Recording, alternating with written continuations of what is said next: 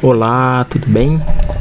Seja muito bem-vindo a este canal de estudos da doutrina espírita, Vida em Oração. Esta noite estudaremos mais um pouco do capítulo 16 do livro Os Missionários da Luz, de André Luiz, através do Chico Xavier. Se você for novo por aqui, peço encarecidamente que se inscreva em nosso canal, curta nossos vídeos, compartilhe os vídeos e ajude este humilde canal a crescer, a atingir mais e mais pessoas, para que possamos voltar a fazer nossas lives, coisa que o YouTube só permite a partir de um certo número de inscritos e que fazíamos normalmente lá no Facebook. Mas ocorre que o Facebook tem por padrão excluir os vídeos depois de 30 dias que eles são colocados no ar, e com isso nós perdemos diversos estudos muito bons. Então migramos aqui para o YouTube e estamos começando meio que do zero.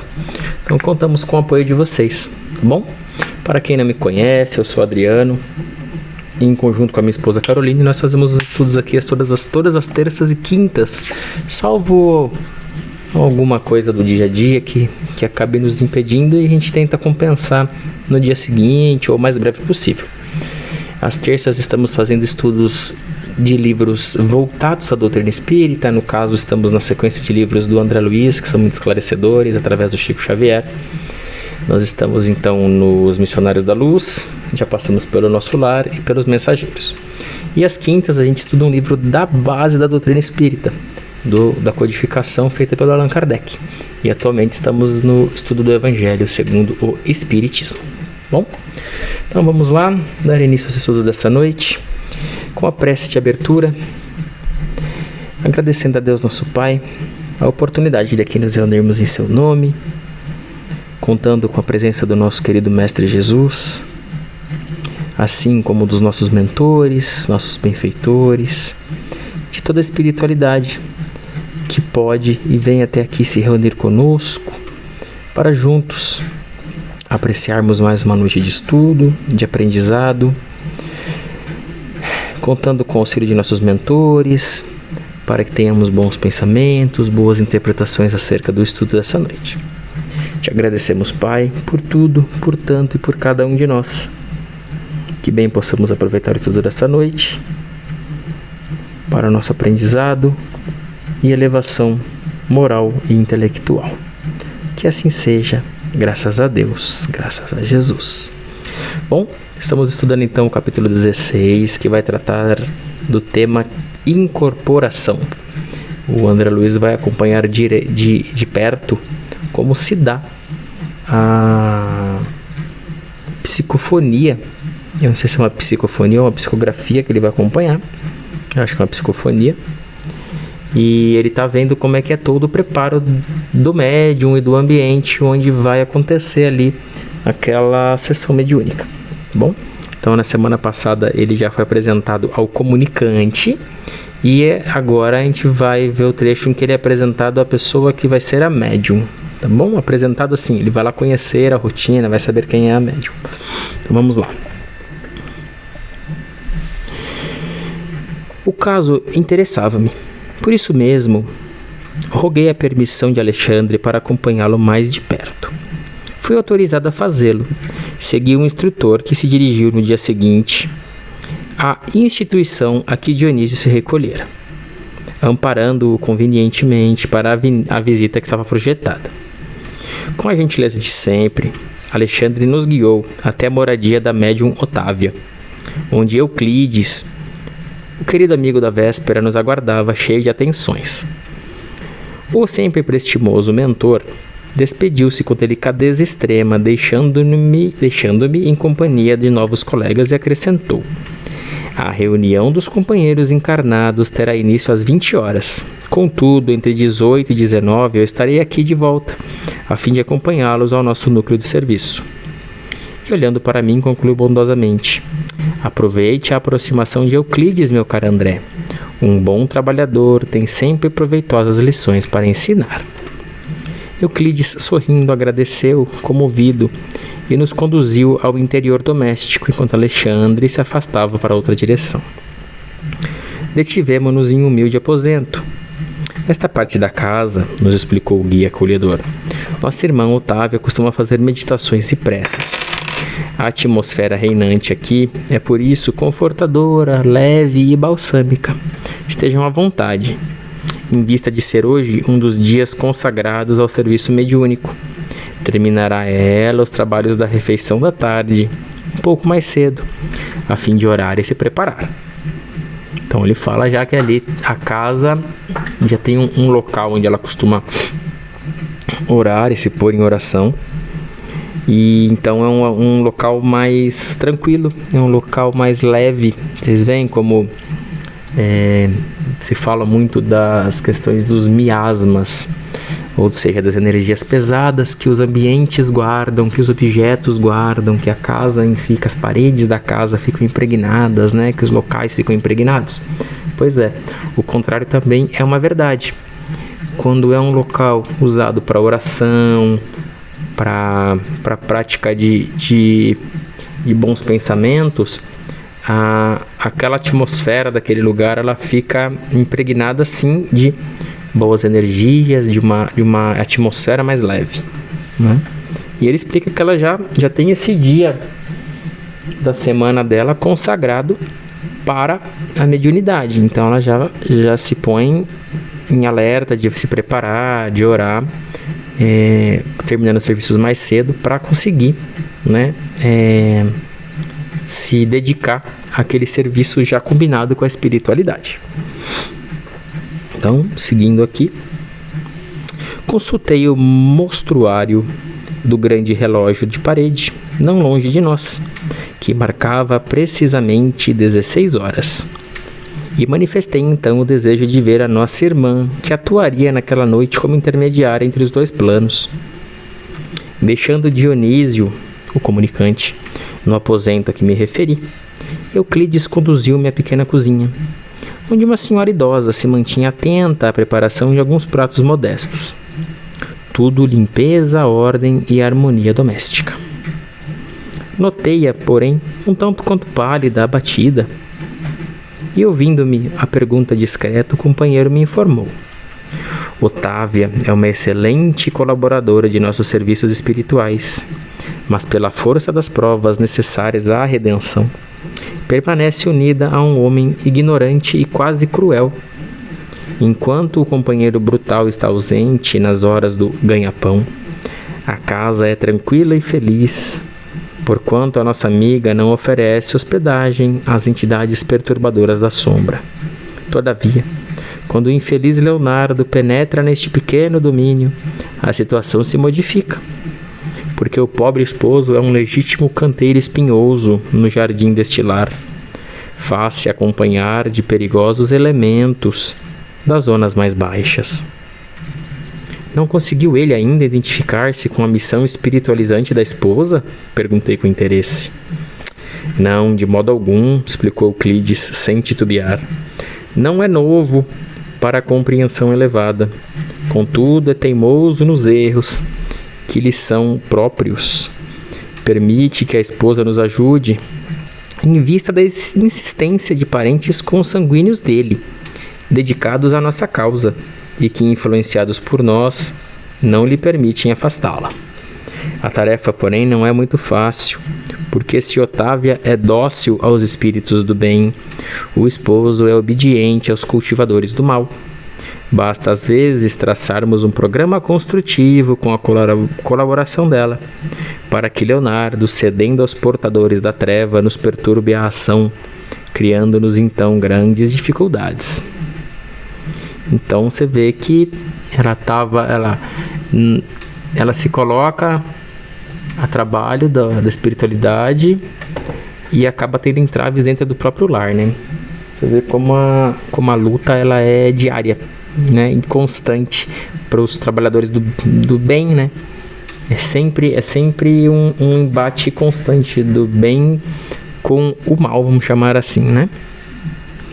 Percebendo que o abatimento da médium não me passava despercebido, Euclides então acrescentou: tão logo prometi ontem, alegremente, a vinda de Dionísio, desejoso de incentivar o bom ânimo dos amigos encarnados, contando com o concurso mediúnico de nossa irmã, se piorou a situação psíquica do esposo imprevidente. Leonardo amanheceu hoje mais nervoso do que do costume. Embebedou-se pouco antes do almoço. Vai vendo, gente, como é que vai a coisa, né? Insultou a companheira humilde e chegaram mesmo a infligir-lhe tormentos físicos. Assustada, a bondosa senhora sofreu tremendo choque nervoso que lhe atingiu o fígado, encontrando-se neste momento sob forte perturbação gastrointestinal. Por isso, a alimentação dela foi muito deficiente durante o dia e não tem podido manter a harmonia precisa da mente para atender com exatidão aos nossos propósitos. Já trouxe diversos recursos de assistência, inclusive a cooperação magnética de competentes enfermeiros espirituais, para levantar-lhe o padrão das energias necessárias. E só por isso é que a pobrezinha ainda não tombou a camada, embora se encontre bastante enfraquecida, mesmo com todos os socorros. Então ele fala que bastou a boa notícia chegar na casa de que teria ali um trabalho mediúnico sério, que as entidades perturbadas e perturbadoras já conseguiram virar a cabeça do marido e ele já causou no dia da mulher, né? Assim, quase que estragou o dia dela, né? Vamos ver mais um pouco aqui. Eles estão fazendo vários socorros ali para mantê-la num padrão vibratório bom, né? Um padrão vibratório bacana. Então, quanto desapontado, Euclides considerou após um curto silêncio. Como sabe, a harmonia não é realização que se improvise. E se nós, os desencarnados devotados ao bem, estamos em luta frequente pela nossa iluminação íntima, os médios, que são criaturas humanas, suscetíveis às vicissitudes, aos desequilíbrios da esfera carnal. Oh, exclamei, fixando a pobre mulher, não teremos alguém que a substitua? A pobre está quase cambaleante. Todos os serviços exigem preparo e treinamento, observou o meu interlocutor, sensatamente. E não poderemos trazer alguém que faça as vezes de Otávia, de um instante para o outro. Não supõe que ela deveria ser feliz para ser mais útil? Indaguei. Quem sabe? Respondeu Euclides com intenção. A mediunidade ativa e missionária não é incompatível com o bem-estar, e a rigor, todas as pessoas que gozam de relativo conforto material poderiam disputar excelentes oportunidades de serviço em seus quadros de trabalho e edificação. Entretanto, as almas encarnadas, quando favorecidas pela tranquilidade natural da existência física, se mantêm na região de serviço comum, que lhes é própria às necessidades individuais. E como o cumprimento do dever com exatidão já representa grande esforço, raramente ultrapassam a fronteira das obrigações legítimas em busca do campo divino da renunciação. A luta intensiva, porém, dilata as aspirações íntimas. O sofrimento, quando aceito à luz da fé viva, é uma fonte criadora de asas espirituais. Então ele pergunta, né, pro interlocutor dele aqui, pro Euclides, né? Ele fala, ó, já é difícil para nós desencarnados fazendo essa reforma íntima e manter uma harmonia de pensamentos. Imagina então para o encarnado sofrendo todas as coisas do cotidiano, né? Vicissitudes aqui são as coisas do cotidiano, né? E os desequilíbrios que a esfera carnal traz. E aí ele pergunta, poxa, mas por ela ser médium, não era mais interessante que ela fosse feliz? Tranquila? Aí ele fala que não que ser médium ativo ou em alguma missão seja incompatível com o bem-estar, mas que quando a gente goza de um bem-estar, a gente fica um pouco mais, ele não fala assim, vamos dizer assim, um pouco mais preguiçoso, um pouco menos esforçado. E quando você está passando por situações ali de sofrimento, esse esforço que você tem que fazer para conseguir se manter no trabalho ativo, ele implica em renúncia. Você vai renunciar a muitas coisas, né? E é uma luta diária. Pensa assim, ela tá com o marido que causa na vida dela. O cara já, antes do almoço, já se embebedou, já falou um monte de besteira, já tratou ela mal. E ela sabe que aquele dia é o dia de trabalhar, então ela tem que ficar ali na mente concentrada, se colocando num pensamento melhor, né? Não entrando nessa pilha, indo para um caminho mais pensativo, no sentido de se manter harmonizada, tal. Então exige, né? Ele fala assim que esse sofrimento, quando aceito, é luz de fé viva, cria verdadeiras asas espirituais, né? Fortalece a questão da fé e da moral da pessoa, né? Para ela fala, poxa, se eu tenho esse serviço que é importante, eu não posso abrir mão dele porque meu dia não foi bom, porque eu não, sabe assim, meu marido não foi gentil, porque meu marido bebeu logo cedo. Não, eu tenho mais é que trabalhar. Eu não posso dar o braço a torcer, a grosso modo, ali para as forças do mal, né? Que querem que eu realmente não trabalhe. Então isso se torna um combustível ali para a pessoa seguir firme, né? E eu vou parar por aqui, gente, porque vocês desculpem aí até mesmo a voz. Estamos passando aqui por uma onda de gripes, influenza, essas coisas todas do inverno aí. E tá todo mundo meio baqueado. E aí a voz já vai ficando ruim, a garganta vai pegando, tá bom? Então a gente encerra por aqui, por hoje. Peço novamente que, caso esteja gostando dos nossos estudos, você se inscreva, você deixe seus comentários nos vídeos e compartilhe os vídeos, para que a gente possa alcançar mais e mais pessoas. E assim, envoltos nesta boa energia, acompanhados desses bons irmãos que aqui estão conosco, na presença do Mestre Jesus, vamos juntos fazer as vibrações dessa noite, enviando nossas melhores energias e pensamentos a todos os irmãos necessitados. Vibremos por todos os irmãos e irmãs que estão em situação de rua, que não têm onde dormir, o que comer, o que vestir, o que beber, onde morar. Que o auxílio venha através de mãos amigas, de mãos bondosas e caridosas que lhes ajudem neste momento. Vibremos por todos aqueles que estão vivendo em países, em locais em guerra, em localidades onde falta o básico. Que o auxílio venha, mas que também venha junto à consciência dos governantes para cessar as guerras, deixar de lado o egoísmo, o orgulho, o materialismo que lhes afasta de Deus e que faz o povo sofrer.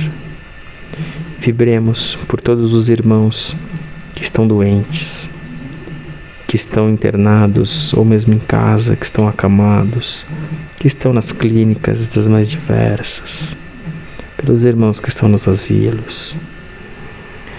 Peçamos a Deus nosso Pai que o auxílio chegue através dos bons espíritos, mas também através dos médicos, dos cuidadores, dos enfermeiros.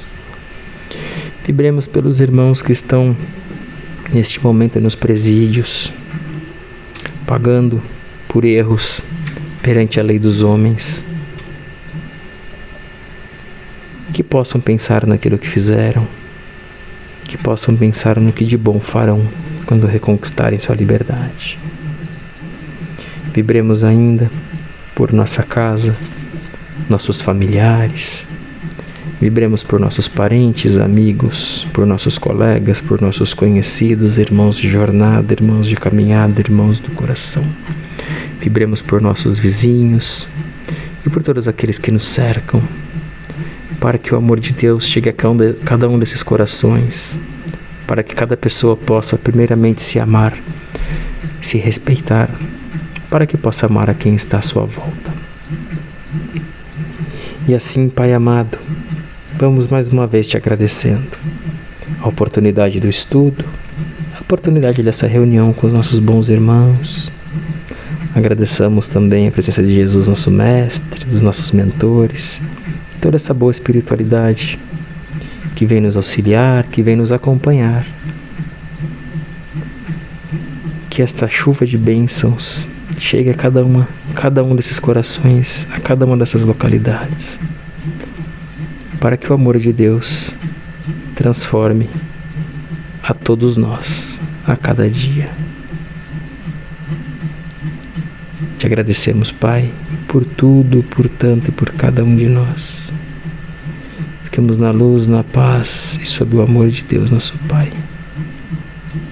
Que assim seja, graças a Jesus, graças a Deus. Pessoal, muito obrigado. Fiquem com Deus e até quinta-feira com o estudo do Evangelho segundo o Espiritismo. Muito obrigado. Tchau, tchau.